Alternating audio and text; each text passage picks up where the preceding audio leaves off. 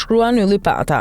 Sali Berisha shpalli në mitingun e fundit kombëtar të PD-s se ky është kilometri i fundit i Edi Ramës, e cila në realitet është një metaforë më shumë se një përballje numrash dhe faktesh. Megjithatë, deri dje ka pasur si diskutim që skenarët e protestave të opozitës do të kthehen në ngujime para kryeministrisë, sipas modeleve çadër, grevurie apo edhe rezistencë maraton. Në fakt nuk ndodhi asgjë nga kjo, pasi protokolli i protestës ishte pak a shumë i njëjti, me korrektimet përkatëse që mund të lëvizin në mjetet piroteknike. Në thelb, protesta solli marshimin monoton apo të zakonshëm të ushtrisë politike që komandon Sali Berisha, një ushtri e cila është me numra gjithnjë më e vogël në organizim, gjithnjë më e pa kuadratuar e në objektiva gjithnjë më të paqartë. Ndërkohë, qershia e kalbur mbi tortën e ndenjur të protestës është ikja e generalit të ushtrisë me Mercedesin e zi, sapo mbaroi fjalimin, duke lënë ushtarët në skenarin e lëndëve piroteknike. Pse generali nuk e udhëheq ushtrinë? Sepse marshimi në realitet nuk është një betejë, por një bllop. Në fakt edhe marshimi mbi Rom ishte një bllop,